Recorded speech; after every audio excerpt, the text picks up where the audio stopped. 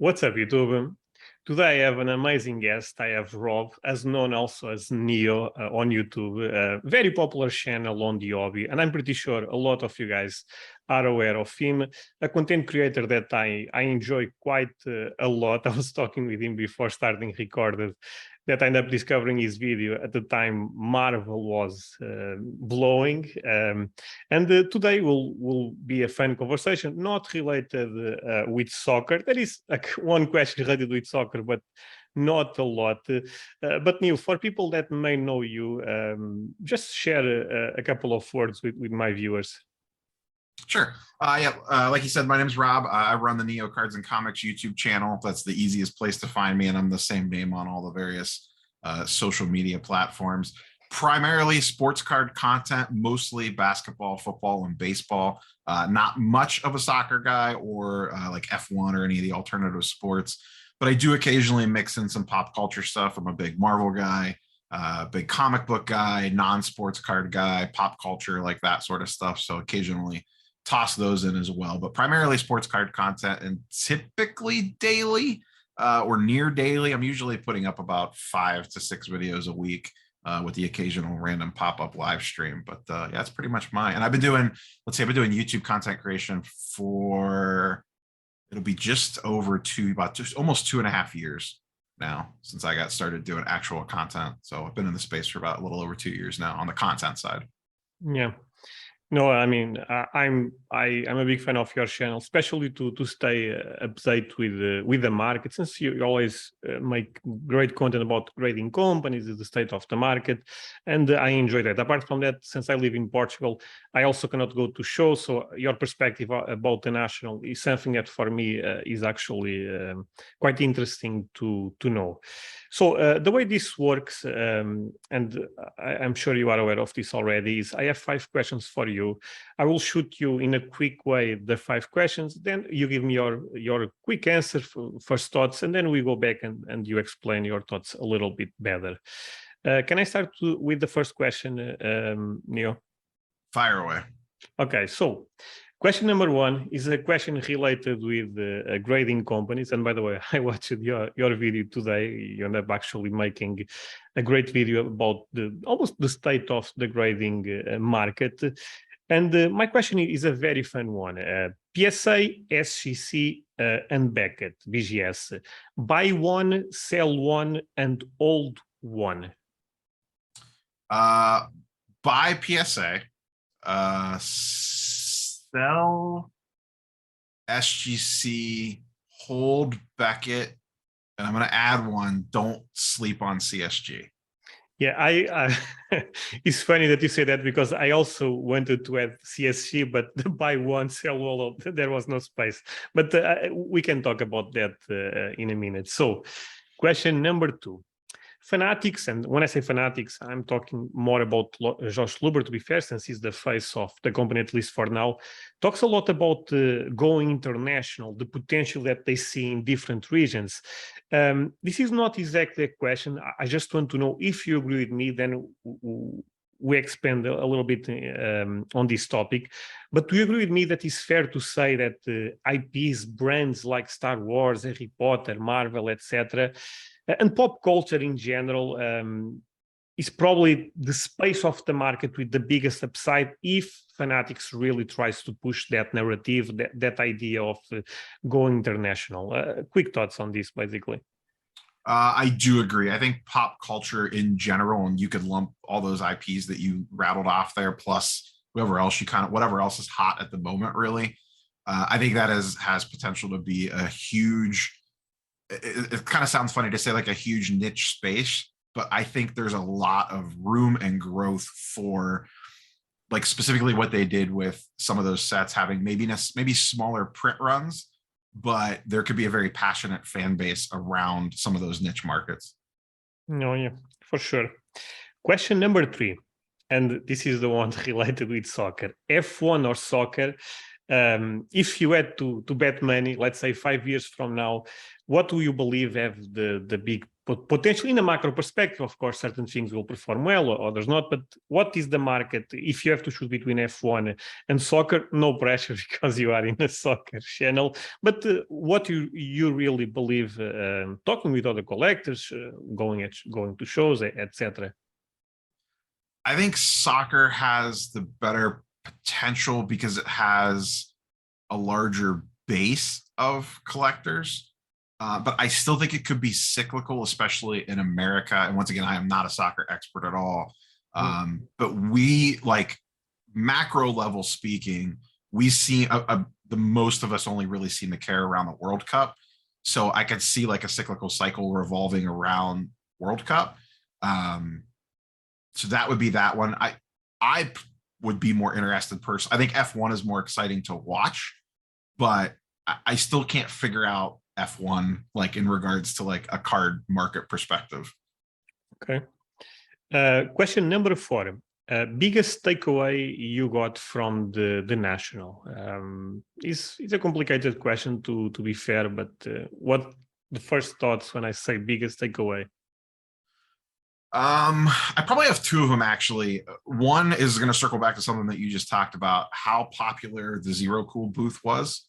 And just the general, like, even though there's a lot of like pessimism about card prices going down and, you know, market crashing and this, that, and the other thing, if you went into the national without like those outside influences and you just walked out of there, you would not know that just based off interest. Like, the energy level on the show floor was fantastic. The trade nights were super busy. Everyone was having a great time.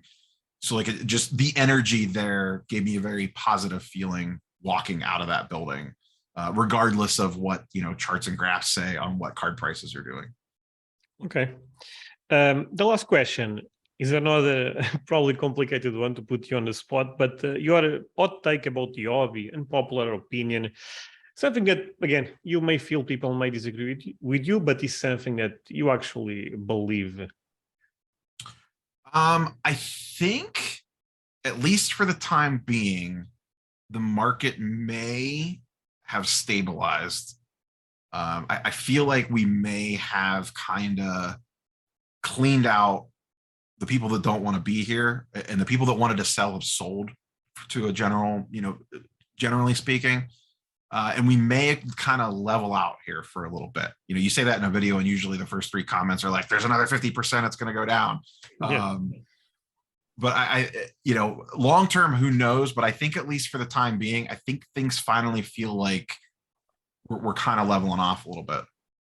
No, and that's a hot take because at least every time I go to Instagram, I see posts related with corrections with the market could be going down. High end is definitely still seem to be correcting, but I'm more talking about like, you know, your $100 to $1,000 cards. I feel like, you know, like a Herbert PSA 10 Optic Hollow, like that kind of level of card. I feel like we've kind of, you know, leveled out and maybe starting to head back into more of a cyclical market with, you know, kind of following the seasons, kind of like we how it used to be prior to the COVID boom.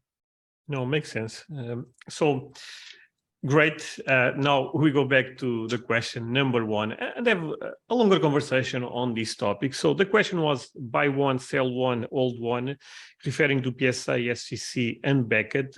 And you said buy PSA, which I have to admit I got a little bit surprised. Sell, I believe, SGC and hold Beckett. And you also said, and I completely agree with you, don't sleep on CSG. I guess I can share one thing with you. CSG is actually doing an amazing job on the soccer card market because they are actually grading things that most companies are rejected because they don't want to do the research.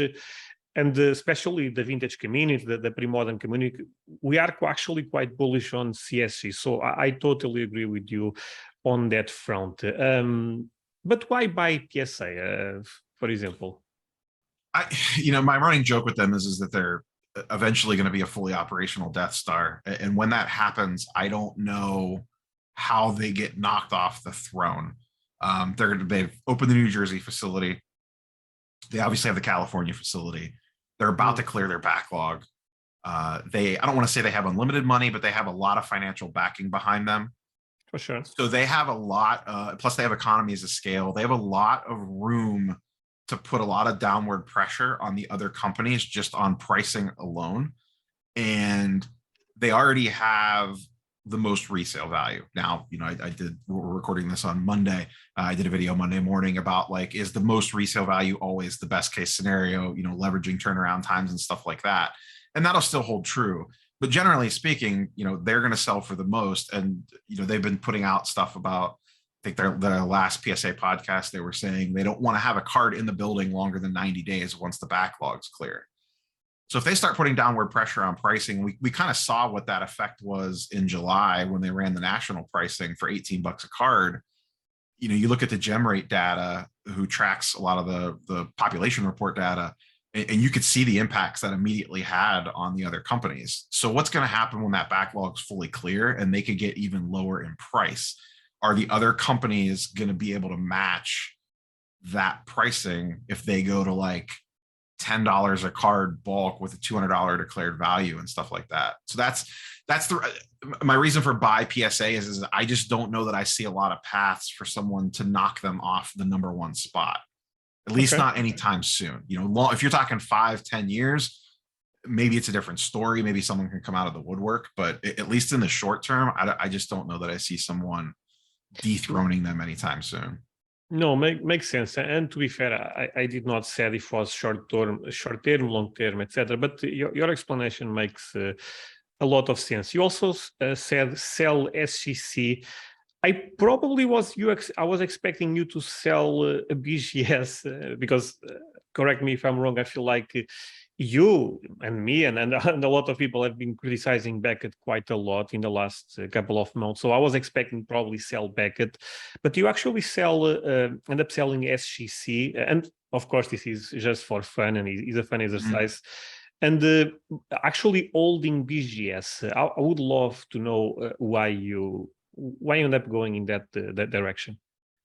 It really comes down to respect on the secondary market. Like, even though an SGC 10 and a BGS 9.5, which are the two equivalent gem mint grades, they sell for pretty close to each other, like within about 5 or 10%, kind of give or take depending on the card. But if you put, in my opinion anyways, just based off what I've seen at trade night shows, etc., if you put the same two cards in a case, an SGC 10 and a BGS 9.5, the BGS 9.5 is probably going to sell easier and be more liquid. So from a slab perspective on the secondary market.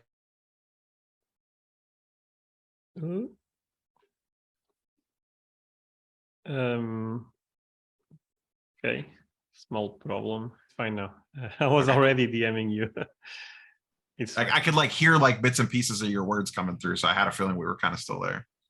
Yeah, you basically your thoughts when things end up going down was that BGS probably have a more powerful brand still on the market, and you feel like probably sells for more. So if you can continue with that logic. Yeah. So Beckett, in my opinion, has more respect on the secondary market. And a lot of the issues that people have with Beckett, I think, are fixable issues. They don't like the website. They don't like the submission process. They don't like their pricing and turnaround times. Those are all things that can be fixed. So from that perspective, they have a new management team. We'll see what they end up doing with it. I feel like if people want Beckett to succeed, like a lot of people they have a lot of very strong brand loyalty. Is a strong brand. Yeah, they're a very strong brand. So that's why I'm a hold on them. Also, they do have, they are owned by a large megacorp. They're not like a standalone company. Whereas SGC is out on their own. CSG, who we've kind of hinted at as well, they're owned by Blackstone, which is also a huge megacorp. Yeah. So those three, the PSA, Beckett, and CSG have massive amounts of money behind them if they so choose to use it.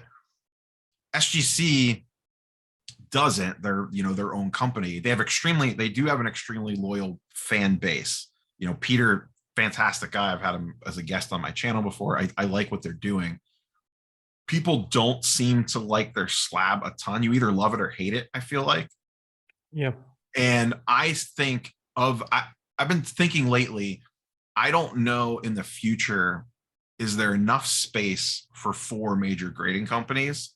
And if you ask me which one is the most likely to get purchased or get absorbed, it would be SGC, because they don't have a major company behind them. Not saying that now I could easily, to me, it's either SGC or Beckett. I could see Beckett getting potentially spun off as well. If the company, the group or whatever that owns them is like, we just view this as an asset. Let's sell the name brand off to Fanatics or whatever, or whoever comes in and buys them. I can 100% see that happening. But I could also see that happening with SGC as well.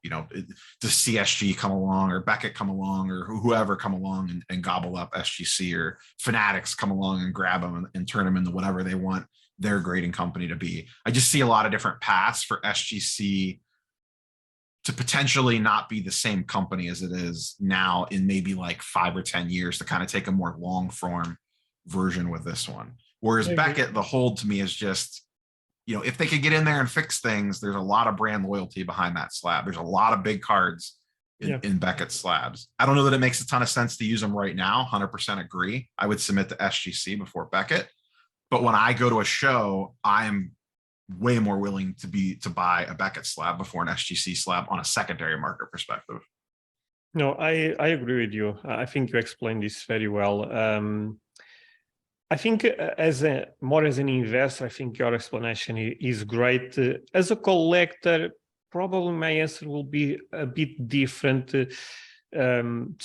And in soccer, I also think SEC have a different power right now, because at least my perspective in soccer is PSA and SEC, but I agree with you, in other sports, Beckett tends to be quite huge. And I also collect more vintage, so automatically I have some type of preference for SEC because of that, since SEC Beckett in vintage is not super popular. So actually trying to make mine, I would probably would make a little bit different than yours. I would buy SEC for one reason. I think they are again, I agree with you that probably a couple of those grading companies, they can actually even disappear in the future, to be honest. But I think they are a well-managed type of company. I think they grade actually quite fair. For example, in soccer, when it comes to stickers, I actually believe they grade a little bit more harsh than PSI, which could be a good thing if you are buying with the idea of crossing in the future. I would sell BGS because I really don't, again, like I said, I agree with your explanation. They have a super strong brand, but my interaction with them have been honestly quite bad. This communication is awful. I send things to grade, they reject, they still charge me. I don't know. My experience with them have been not doing great. And I would probably hold PSA, biggest brand, like you said. And even if the future is difficult to predict, because we know that more technology eventually will come to the grading space, could be 10 years, could be 20, we don't know. But I think PSI most likely will be at the front of that advance, if that makes sense. As, like you said, they have a lot of money. Same with CSG, actually. CSG probably actually have more money if you look at the group. It's quite crazy. I know this is almost cliche to say, but in the end, buying the card is more important than buying the slab. I have PSA 10s that I know they are not PSA 10s, and they have BGS 9.5s that I believe they can be a PSA 10 most likely. So actually, this is a question that I'm thinking right now for you, but I would love to know your perspective. At least I think a lot about this. Don't you think that grading companies in the last, I'm talking about all of them, honestly, in the last two years, they probably overshoot a little bit, because I think, look, PSA still have a backlog, but nothing crazy like in the past. But you think they end up ramping up grading so much? Do you think they will have supply in the future, if that makes sense? Do you think that they will... because every time there is this type of mania, this type of bubble almost around no matter the item, but in this case cards, I feel like companies they go a little bit far than they should, and you know this better than me probably. SGC, for example, have no backlog, which as a collector is great, but is also a little bit people should be a little from a business standpoint. people should be a little bit concerned at the same point. So basically, is that, do you think they end up all of them, honestly, overshooting a bit? I think PSA has, if someone overshot the most, it would be them. Just because, like, once again, we could see the gem rate data. We know that they could grade basically 1 million cards a month or close to it, give or take 15% either way. Sometimes they're a little over, sometimes they're a little under, but they could basically do 1 million cards a month. That's with a massive backlog. That's about to go away. I am super interested to see, like, what does November look like? Once the backlogs are all gone, and they start playing around with pricing, can they get 1 million cards a month anymore? That's the $1 million question right now. I don't know that, is there 1 million? I was talking about this with GemRate, actually, Ryan, at the National at dinner one night. And essentially the 4 major grading companies are doing about like 1.3 to 1.5 million cards a month combined together. Is there that many cards a month to grade? I don't know. Like, once that backlog's gone, I really don't. So, like, how do you feed that beast? You scaled up to do all these cards. How do you keep that machine turning at that rate? And maybe the answer is that they don't, and you end up, either having to lay some people off, or the thing that we don't know is, are they working 60-hour weeks to get to 1 million cards a week? So if all of a sudden it's like, hey, no more overtime, guys, congratulations, you could take vacations again, and they come in at 700,000 a month or whatever, maybe they're fine with that because they're working their people to the bone, and they want to take the reins off a little bit. Those are the things that we don't know. We're just guessing on stuff like that. But generally speaking, I kind of agree with where your thought process is I think some of these companies maybe did overshoot a little bit.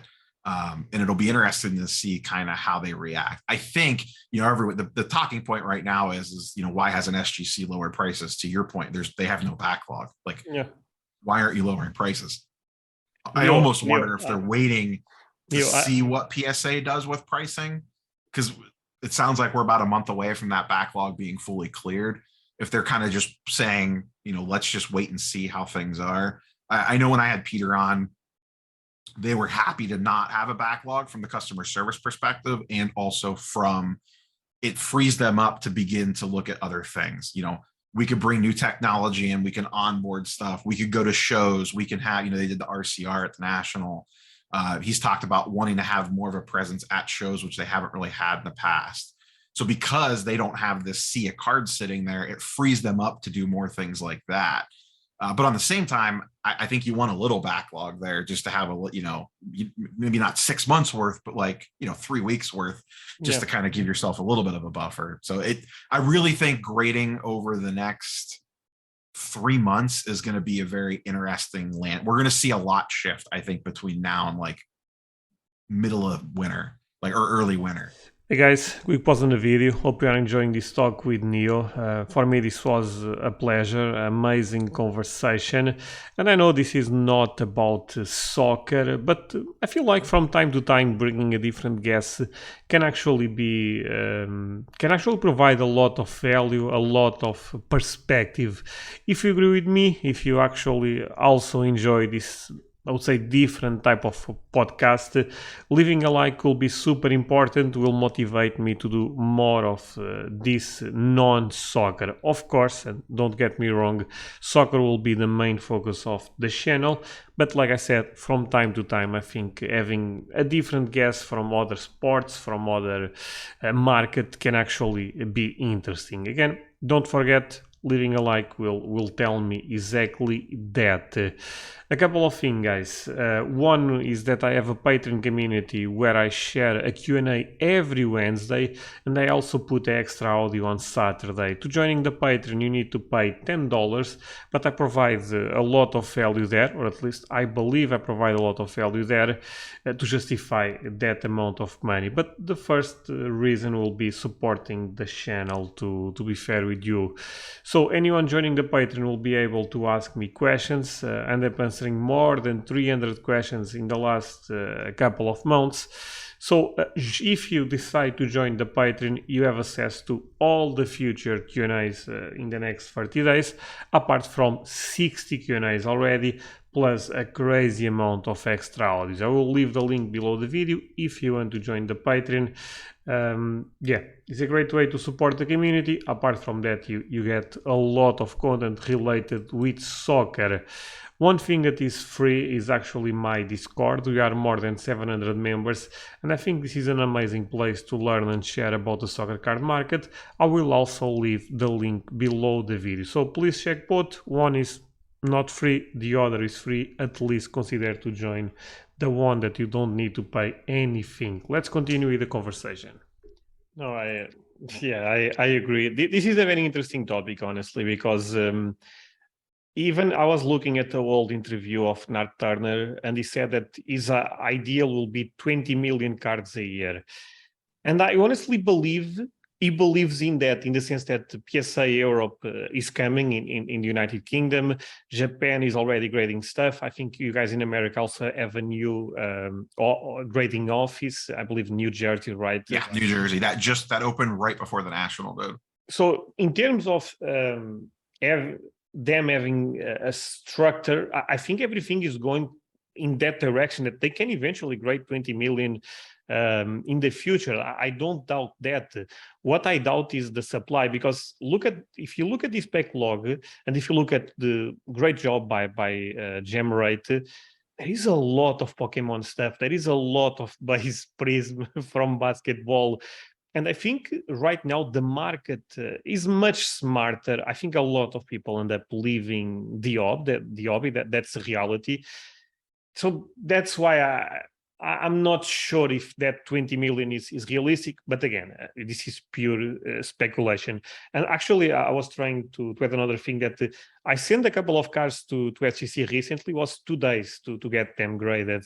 I sent to actually, I was talking the black one, the SGC, I think I sent to CSG, was not bulk, was economy, but was also 1 week. So Beckett, I believe Beckett also have no backlog at this point, or very little. So apart from DSA, all the grading companies are basically wanting more product right now, because if the backlog is zero almost, they need cards. And like you said, I mean, imagine when PSA starts again, $10, because that will come eventually.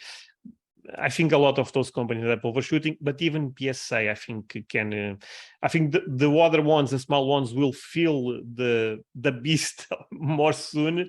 But I also feel PSA can also feel that. But again, it's pure speculation, to be honest. Yeah, it's really going to come down to how cheap can PSA grade a card for is really going to dictate a lot of what the future looks like. You know what I mean? And they can play a lot of games because they have the declared value thing that they can roll out there. Like, hey, we'll grade a card at $5, but it has to be declared value $100. You know what I mean? Like, they could play some games if they want to. Now, I don't know, maybe $5 they're losing money. I honestly don't know. But if they want to get pretty cheap to get cards in the door and just say, hey, you know, we're making 50 cents a card, but we're grading 300,000 of them, that they're probably okay with that. You know what I mean? If it keeps the machines rolling, as long as they're profiting. For sure. And they have like the whole special thing in their bag. They have those submission queues in their bag if they want to get real spicy and say, hey, we'll do $5 for, you know, set registry guys. We have X amount of slots, enter the lottery next Wednesday. You know, if they wanted to even take a loss on some stuff to get cards in the door, or for a marketing perspective, I think they absolutely could do that if they want to. You know, we'll see. Like I said, once that PSA backlog's cleared, the grading wars, as I like to call them, are really gonna get interesting fast. Agree. No, yeah, it will be the Game of Thrones, to be fair. So again, great topic, and I really enjoyed your perspective. So in the question number 1 was about Fanatics. This guy's Josh Luber have been talking a lot about going international, and actually this is related with the other question, because maybe international could be the solution to get more cards into those grading companies.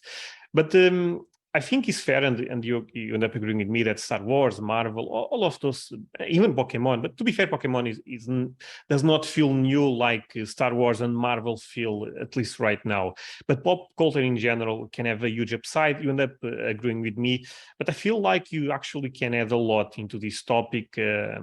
Because it's something that even on your channel, you deal quite a lot. So share a little bit more of your perspective on why you believe pop culture can actually be something that fanatics really want to target in the future.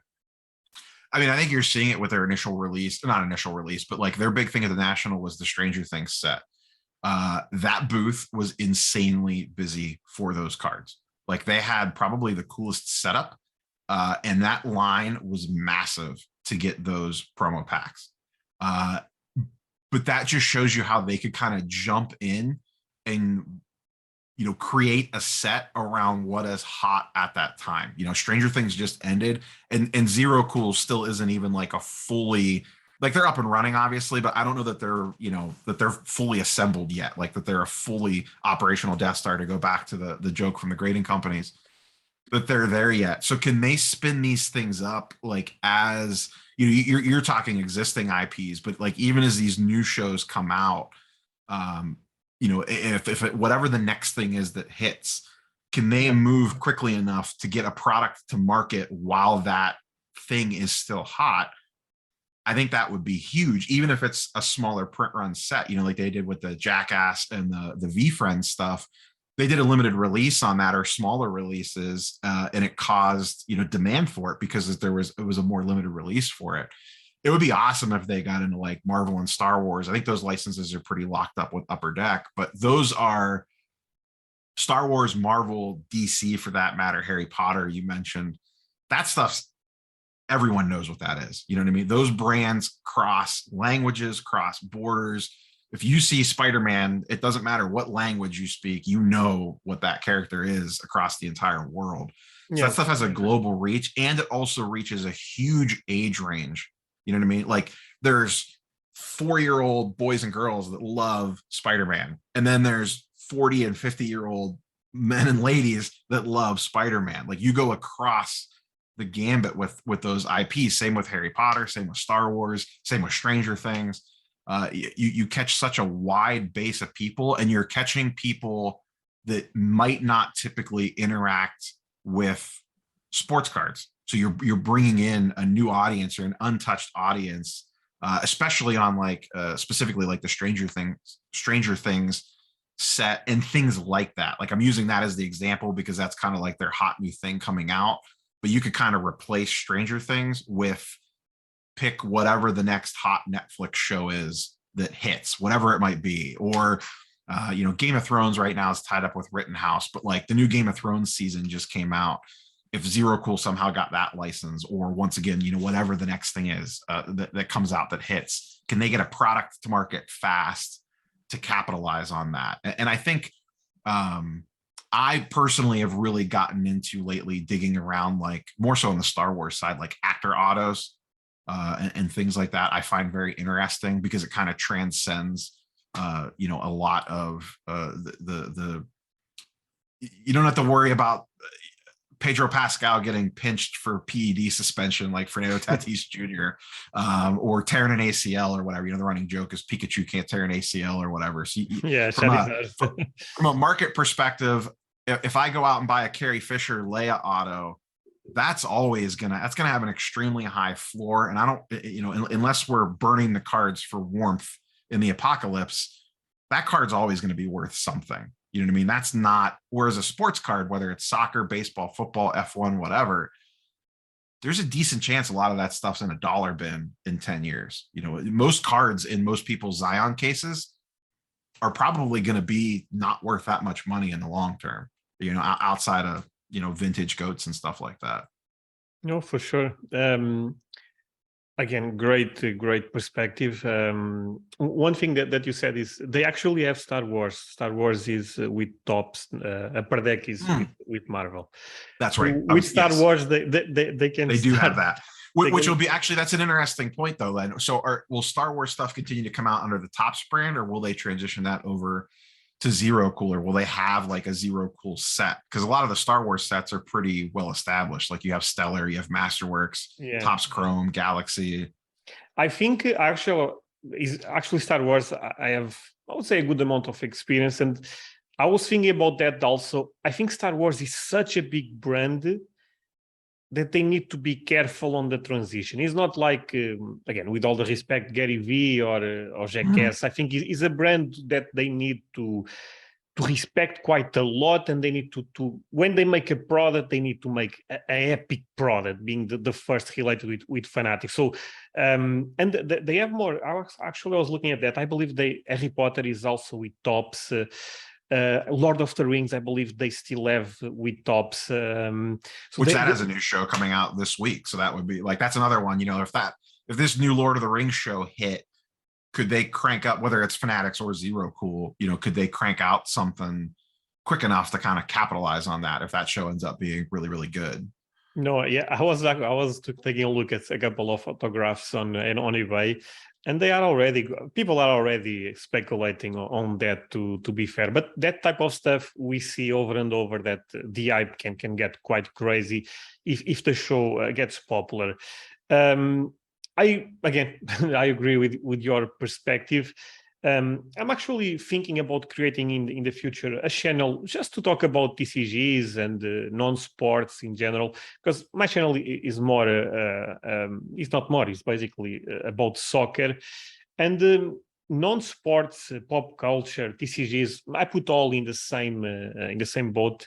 It's something that I believe quite a lot, and I was a big believer even before this Fanatics deal. To be fair, but of course, right now is almost a boost on my perspective. Is almost a boost on my beliefs for a long time, because I'm actually a product of what Josh Luber have been talking about. I'm recording this from Portugal, and I started with Magic the Gathering and slowly start getting into graded cards. So I think that there could be more people like me in the future. And if they push this type of stuff, and those companies have so much money that, of course, marketing will be, I suspect, quite aggressive.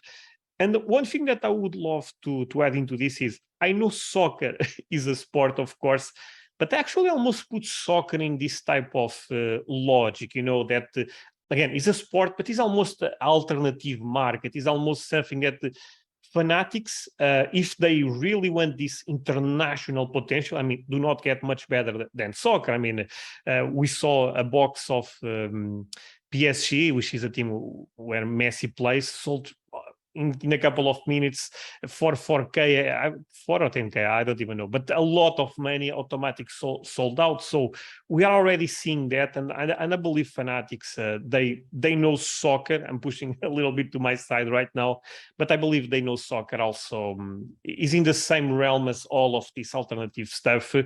PSA calls soccer and F1 also emergent markets, and I agree with that concept. I think is a good definition. And I think this is my long theory, to be fair. I think that all markets are very related at the end of the day. And I think forget even soccer, forget even cards, comic books, video games. I think all of this stuff will grow. I think the collectible world is growing. And I can see a lot of those collectibles having international potential and bringing more people into the future. And I will be surprised if Fanatics do not go more into the video game space, do not go more into the comic book stuff, even if right now they are not talking about that, but makes a lot of sense to, instead of having the empire of card world, having also the empire of collectibles, basically. Is my perspective on this, to be fair. And in soccer, for example, there is a lot of people that end up entering the soccer card market because of the Pokemon boom, which you think, oh, but that's not related. Well, kinda, because, for example, in UK, which Pokemon is actually quite big there, they start getting introduced to graded cards. And what sport do you think they will take a look? Let's say they will not take a look at American football because they don't know that. They probably, okay, let me see actually Cristiano Ronaldo or Messi cards. So everything is connected, and that's why I'm a big believer. Is F1 grows, if video games grows, if again Star Wars, Marvel grows, we all end up growing together. To be fair. Yeah, it's definitely a rising tide lifts all boats. I see it on the worlds that I play in, like from the Marvel card, from the sports card. Like it was funny, like when we were talking pre-show about, when Marvel cards took off the first time, like before PMGs took off, Yeah. there was this run almost like 9 months before when 90 Marvel Universe took off, and you kind of saw it like because sports cards took off, it kind of led into Marvel cards taking it. Well, not kind of, it directly led into Marvel cards taking off. Then when Marvel cards took off, you saw a lot of, not a lot, but there was definitely a percentage of people that went from sports cards into Marvel cards and then crossed into comic books, which completely, to your point, the direct tie from comic books to sports cards seems like a pretty big ask.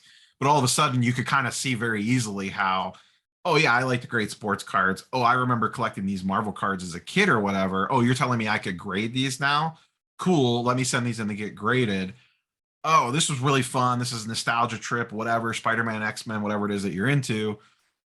Oh, what? Oh, there's like this first appearance of whatever over here in this comic book that I could get for like a reasonable price. It looks cool on my desk behind me. It might be worth money later on, whatever. And then there's a Spider-Man movie coming out. You could kind of see how, even if not everyone crosses over, if you get, 10% of sports card people went in the Marvel cards and then 5% of those people went in the comic books, all of a sudden, these are very small markets that we're talking about. 5% more people coming in is enough to shift a lot of stuff up, regardless of which which market you're talking about, whether it's soccer from Pokemon or comic books from sports cards or whatever.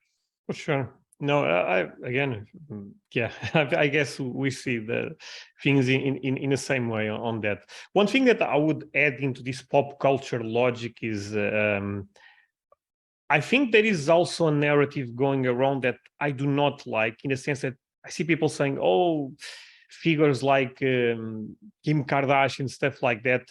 I think that's a little bit dangerous, because when you deal with pop culture, people can become irrelevant also quite fast. I'm not saying Kim Kardashian is probably not even the best example, but for sure there is a lot of them.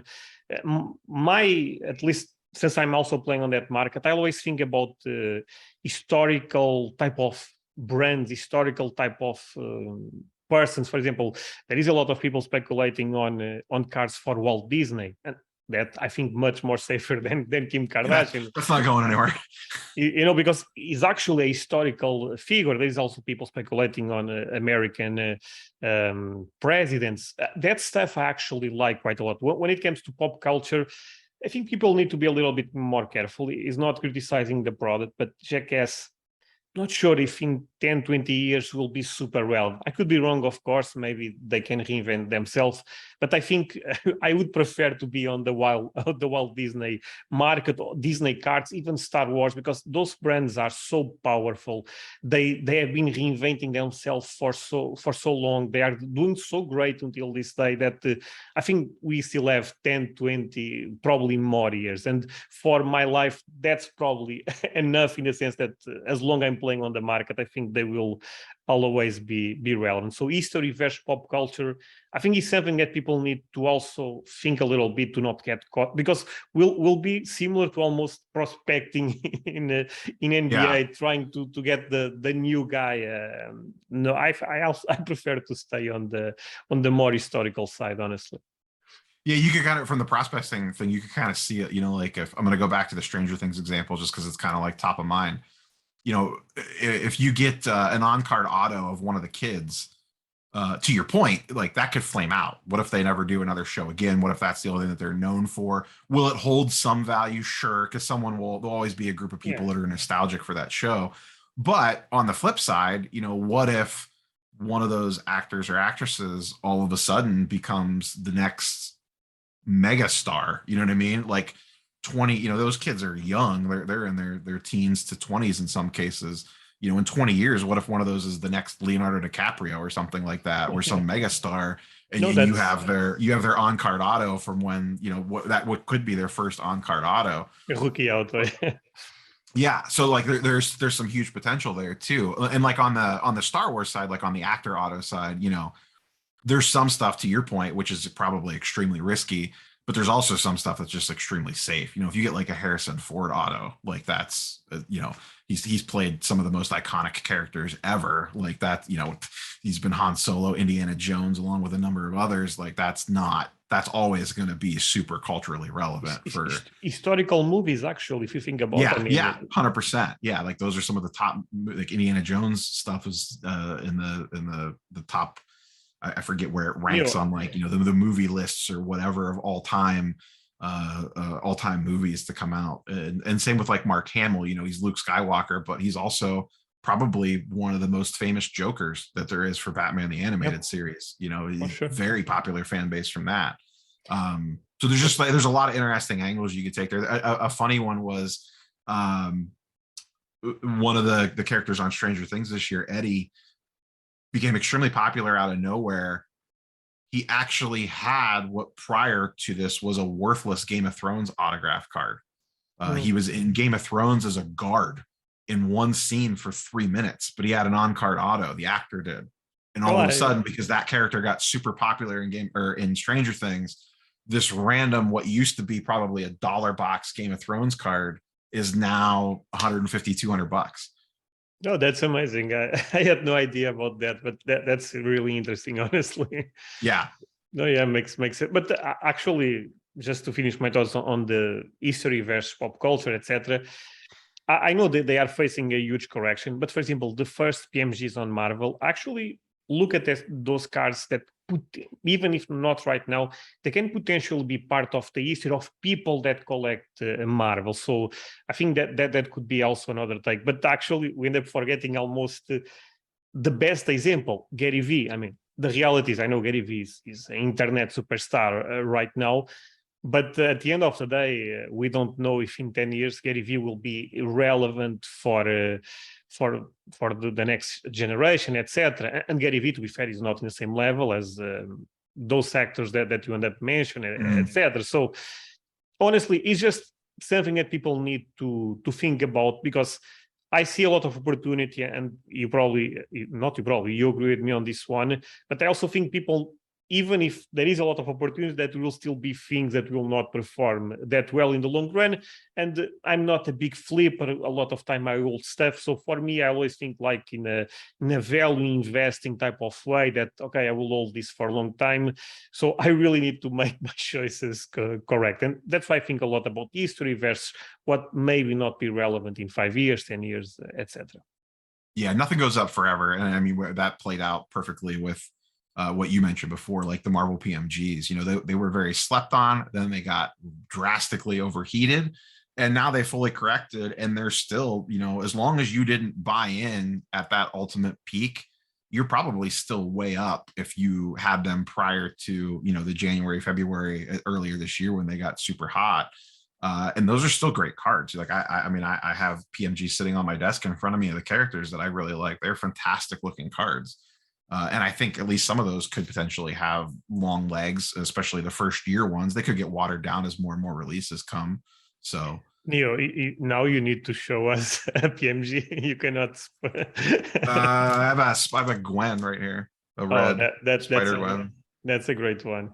PSA 7. That's the only one I have on my desk in front of me of a PMG. And then we're actually, as we're recording this is the week that Spider-Man Metal comes out. I don't know if you're gonna get any boxes of that or open any boxes of that, but no, Spider-Man Metal, which is the hottest new product from the Marvel side, which will have PMGs in it, new Spider-Man PMGs. You'll be seeing that definitely make the rounds on the YouTube. The algorithm will be putting Spider-Man Metal in front of your face most likely. Yeah, no, for sure. Moving on to the next topic, because I think this was a great talk, but this one, I guess we can go a little bit faster. F1 or soccer? You had mixed feelings, I would say, because you said soccer at the start, but you probably you said that you think F1 is a little bit more fun to watch. Again, some quick thoughts. You don't need to extend, because I also know this is not exactly the market you play in. But for example, actually, a different question. For example, at national, what was your feeling? Did you saw more F1 or more soccer? I wasn't really looking for either. So, if I see him in a case, I'm kind of glazing over both of them. But I would say just first gut reaction, I saw more F1 and there was more F1 buzz at the national. But I also feel like a lot of the people that I know and or follow on social are more into F1 than soccer. Okay. Like I know that there was an F1 specific trade night at the national. I believe there was also a soccer specific trade night, but I just heard more buzz about the F1 trade night, but that could just be like the social circle that I'm in more so than anything else.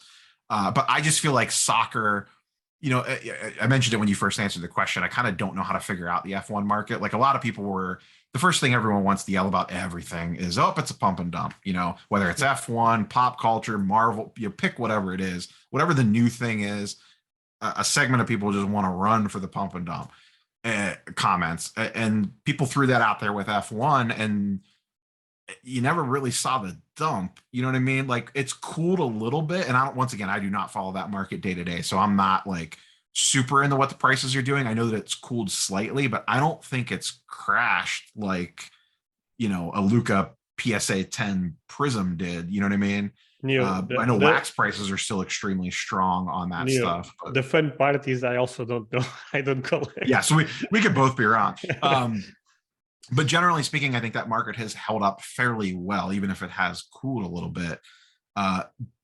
So I feel like it's a much smaller base. Soccer, I just know has a lot more potential for a larger audience, in my opinion, anyways. Yeah. Whether or not it ever catches in the US, I don't know. You know what I mean? Like to take it to the next level to where it's respected like a baseball, basketball, or football.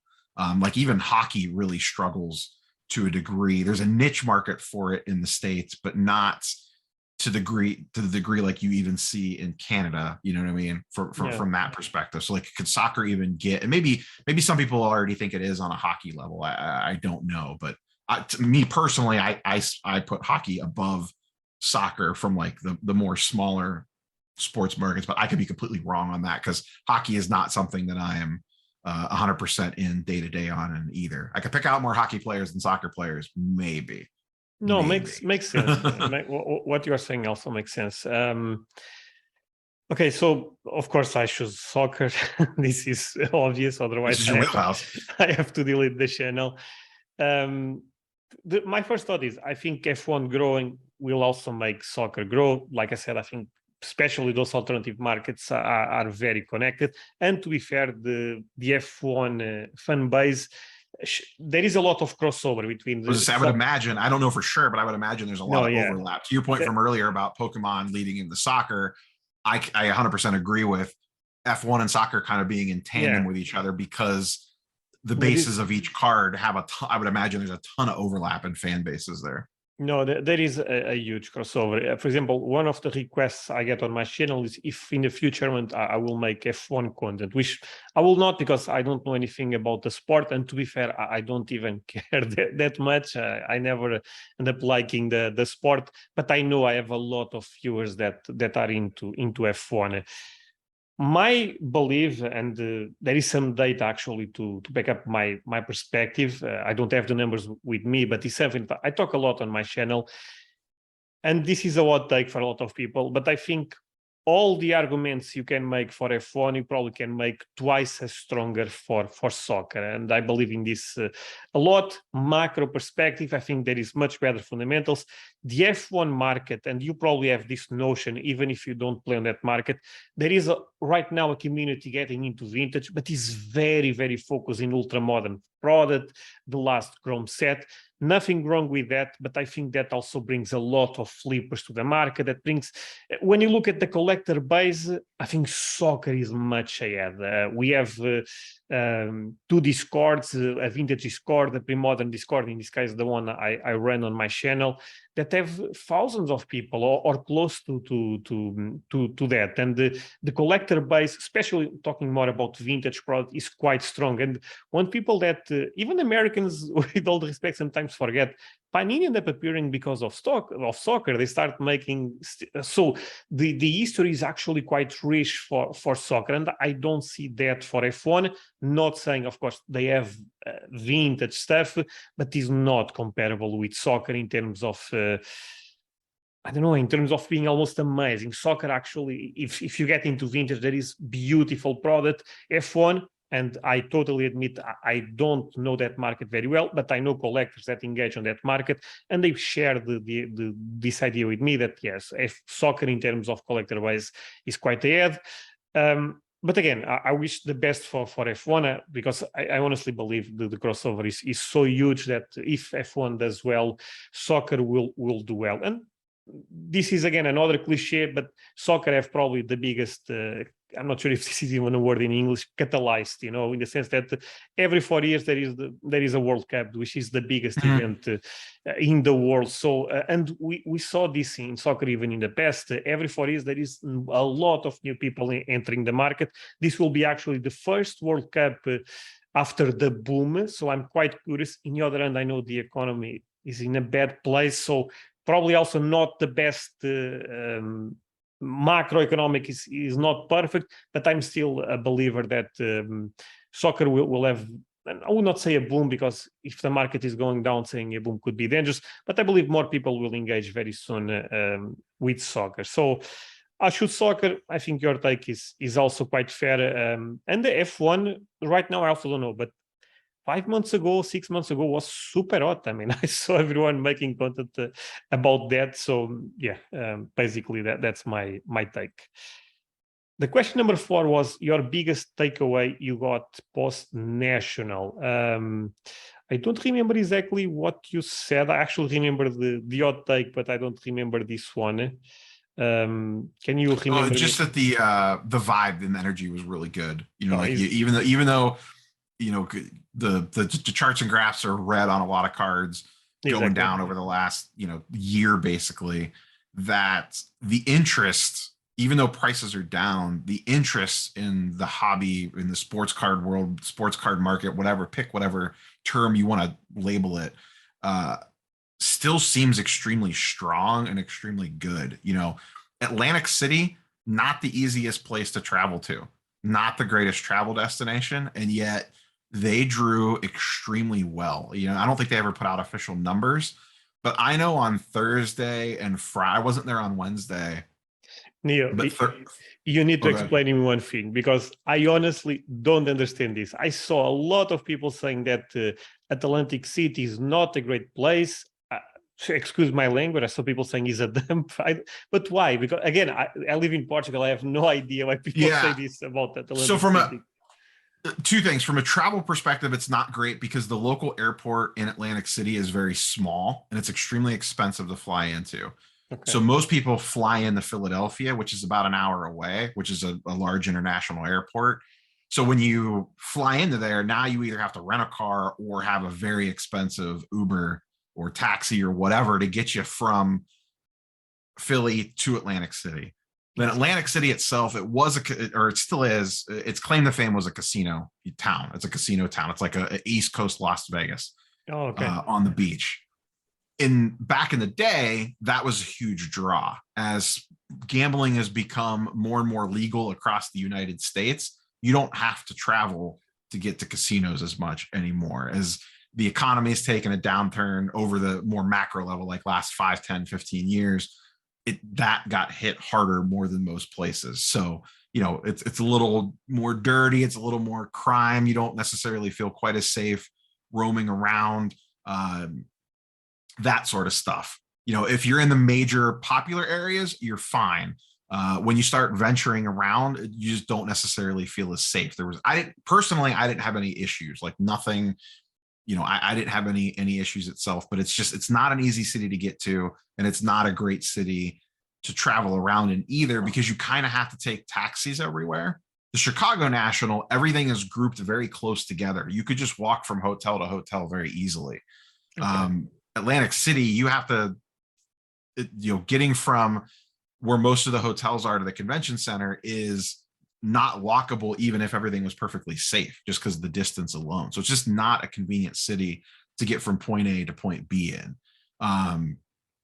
So that's where kind of a lot of that. It's just a city on hard times, pretty much, No, makes sense. on a very macro level. So the fact that you had all those kind of things going against it, it's not easy to travel to. It's on the extreme East Coast. So anyone coming West Coast is looking at like a 5 to 6 hour flight plus like an hour car drive from Philadelphia. So there's just a lot of hurdles to get there and to want to be there. And it's also expensive. Atlantic City in the summer, even though everything I just said, it's not necessarily the greatest place to be, is still a popular travel destination in the summer. And when the National is like their peak season. So it was extremely expensive to stay in the city because it's on a weekend. You're going to a beach town on the weekend, you get jacked up room rates. So it wasn't very cheap to stay in town as well. So all those factors are going against it. And I actually think this National was as busy or close to as busy as the one in Chicago last year during what you would probably call the peak of the entire market. Thursday and Friday were for sure busier than last year's Thursday and Friday. Now, I think part of that was a lot of people wanted to come in early and get out of town before the room rates got super expensive on the weekend.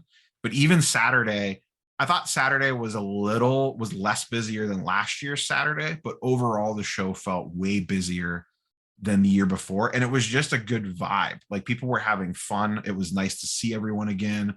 The trade nights were packed. You know what I mean? It would come out on social media like, hey, here's where everyone's going for the trade night. And then you would go over there and there was just hundreds of people just literally set up on the floor, just taking over space.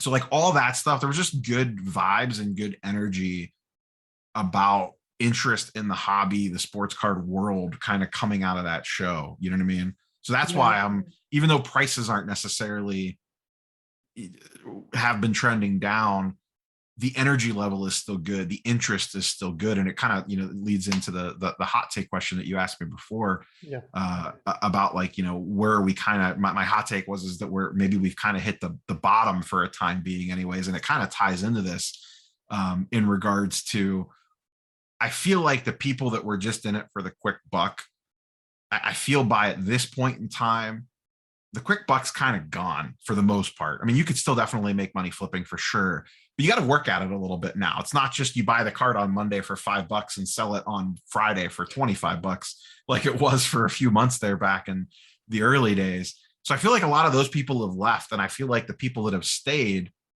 are in it now. You know what I mean? Like I feel like they're in it, at least maybe not as serious as they once were, but they're into cards and they want to be in this hobby, in this collectible space. And I feel like the I don't want to call them the people that were just here for the quick buck have been flushed out of the system. I think at least most of them have at this point. And even if you got 1,000 people, just to use round numbers, say 1,000 people came in when the hobby boomed. Obviously it's much more than that. Even if 70% of those people flushed out already, just the entire sports card or collectible hobby leveling up 30% is a huge amount of people coming in when you scale it out. So no, I mean, from my experience, I'm going in the same direction as you. Since again, I have a channel, so I interact probably more than I'll say the normal person. As I got DMs, I talk with my viewers. I also I forgot to mention this at the beginning of the video, but I have a Discord for the soccer card market. So I'm always interacting with collectors, with investors, flippers, whatever people when they identify, and that's also my feeling. I feel like that. Again, I will not say the worst is already over. I don't know that. I mean, in the end, macroeconomics will play a huge role on this type of stuff. Cards are a super speculative asset. There is no way around that. But let's forget all of this. As a collector, as a person that really enjoys the hobby, I think this is one of the best times I can record in the last 2 years, to be fair with you. I mean, I want to grade the cards. I have multiple options right now. Yes, I still a little bit a mess, but the others, I can get the card in 1 week, not paying a lot. A lot of cards that I felt I was priced out 2 years ago, right now they are at the entry point that I feel comfortable. Again, I'm not saying they can keep going down, but at least for me, I feel comfortable paying this price. And what you said is honestly spot on, that we end up flushing out a lot of people from the hobby, but people that, again, all persons have value, of course, but for the hobby, for the growth of the hobby, I think we need people with a more long-term type of vision. Being honest, this get rich quick type of mentality is what create manias, is what create bubbles, and we saw that. Let's be real, prices end up going to a point that was just, I mean, things cannot go up 10x, 20x and not have a correction. People should not even be surprised. People actually should be surprised how well certain things are still holding, to be fair. And what makes me really proud, for example, is soccer is completely different than the markets you operate. Soccer is a much newer market. And I have a lot of people coming to my channel that are buying the first $10 card, the first $20 card. And over time, I'm seeing people that was buying $10 cards, buying 1K cards, 2K cards. And honestly, that makes me very proud. I was seeing on my Discord recently a guy that I remember buying, again, excuse my language, but completely junk things that I thought, okay, this is just for fun. Right now he's buying Maradona rookies, which are quite expensive cards in general in soccer. And this is basically a message to everyone watching. As a collector, this is a great time to be in the hobby. Things can go down for sure, but if you are playing the long run, if you believe in the market, and the market, I'm not talking about soccer, I'm talking about the hobby in general. I feel like this is a great time to be up. Is much better than was 2 years ago. That I'm pretty sure. 1 year can be better than now, of course, but at least if you feel comfortable with the price right now, I think this could be honestly a great time to get stuff that you thought at one point will be difficult to obtain. So yeah, and it's going to be interesting to see. You know, we talked about it earlier. You know, within a couple of years, Fanatics is going to be fully up and running, whatever that looks like. I don't know that anyone knows. You know, do they end up acquiring Panini or licenses from Panini? But in a few years, they're going to have most of the sports card world by a stranglehold. And I have to imagine that they're going to market the hell out of it. You know, is there, you know, we don't know. You know, once again, we're all just guessing here.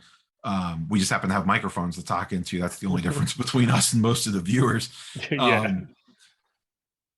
If Fanatics decides to pump a bunch of money into marketing, you know, what does that do? What does that look like? You know, maybe they could fall flat on their face and be bankrupt. Or maybe not bankrupt, but, you know, maybe they fall fat on their face and the sports card thing never takes off.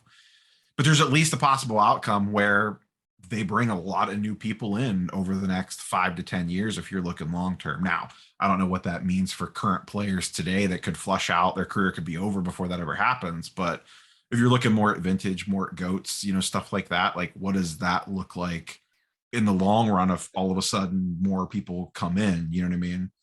No, yeah. Look, for example, this example, I guess you can relate with me in this. Not relate. I'm not sure if this is even the correct expression, but I end up missing the PMG boom on Marvel. Was actually, I remember looking at those cards on ComC, but never end up buying any of them, and they end up exploding. But honestly, I always thought those cards are beautiful cards, are great cards, and the correction is quite strong. Actually, I was looking on LCC on eBay, and those cards are down a lot. So for me, this is actually amazing because probably sooner I can enter the PMG market, which was unobtainable 6 months ago. So at the end of the day, it's all about perspectives. Yes, some people end up leaving, but I probably will join the market.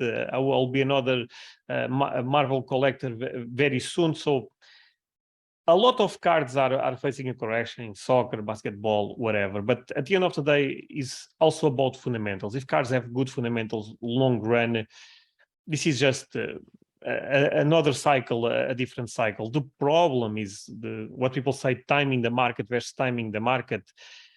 When you have time in the market, and I have a lot because of I played Magic the Gathering for a lot of years, and so I saw a lot of cycles. And this is the first bad cycle that a lot of people are seeing for the first time. So they are in panic mode. They don't know if this is the bottom. Then they don't know if they should buy, if they should sell. But 100%, I feel this is a great time to be in the market. Like I said, I just don't know if it's the bottom, but for me, it is a great time. Yeah. And I feel like the further we get away from those 2020, 2021 sales, the better off that we all are. You know what I mean? Like, I think people need to purge out that, I bought it at 1,000 and today it's 200 or whatever. I talk about this a lot. A lot of people have a tough mentality about selling at a loss.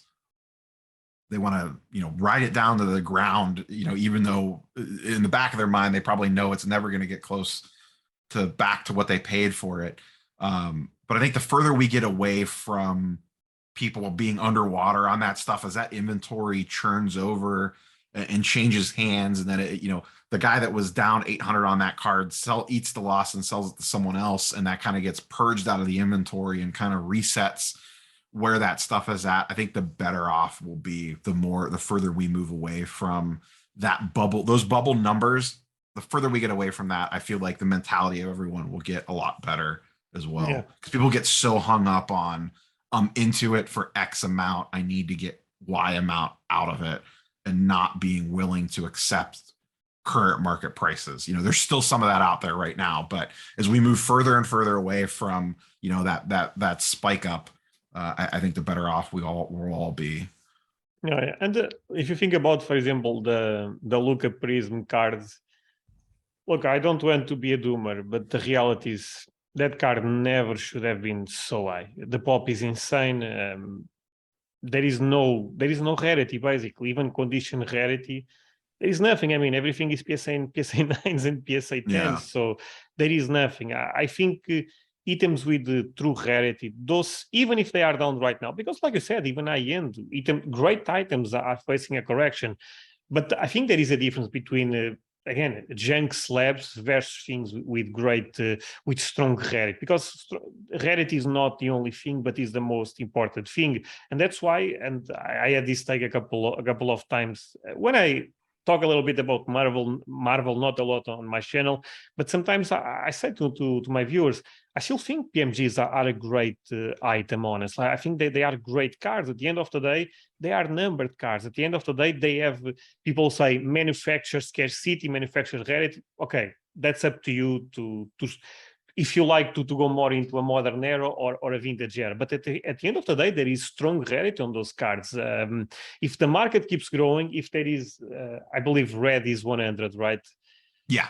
So if there is 100 red Spider-Man 2013, does not take a lot to make those cards disappear from the market. Of course, again, if you're talking about the look where the pop is 20K on the PSA 10, I believe. So that's a completely different scenario. That's exactly what you said. Sometimes it's better to move on.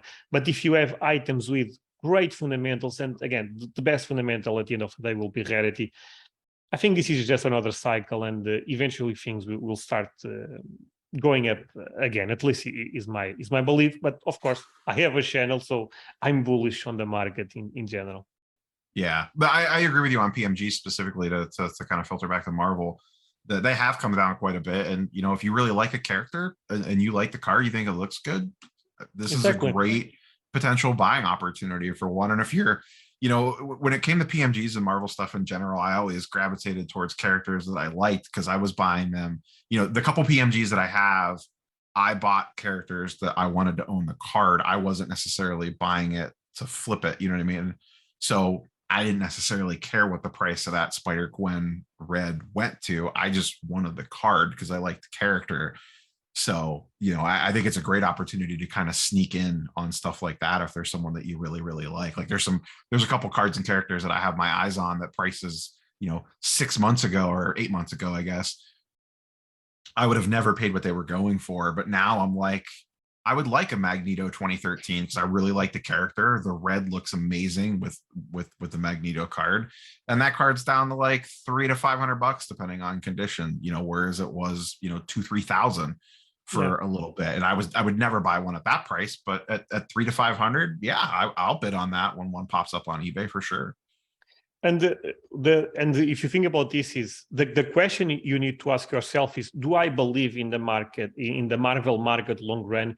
If yes, those are great items. But of course, if your answer is no, and again, some people don't believe in this type of markets, by all means, stay in a different market, enjoy the way you want the hobby. But a lot of people believe in the Marvel market long run. I'm one of those guys, even though I'm not operating in the market right now. But for example, even if you believe in the basketball market long run, I'm not a believer in a lot of base stuff. So again, yeah, for sure. It all goes up. Rarity is a crucial thing at the end of the day. If your card is all over internet, sorry, but that's a really bad sign. So yeah. Thank you so much, Neo. Was a pleasure to have you with me. You have a much bigger channel than mine, and you automatically said yet. So for me, that means a lot, and I thought it was important to share this with you. I hope we can do it another time, maybe 1 year from now. Talk about the Marvel market again. I'm always down to talk. I don't, it's channel size and stuff doesn't matter to me. I'm always down to chit chat about the hobby, grading companies, news, the non-sports stuff, the sports stuff. That doesn't matter. I just like to, as content creators, I think we all just like to hear ourselves talk to some degree or another. Yeah, no, of course. Yeah, thank you so much. And yeah, any final words is the time. Otherwise, no, yeah. If you for some reason you haven't seen my channel, Neo Cards and Comics, come check it out. General, like I said, mostly sports cards, some non-sports cards, some comic books.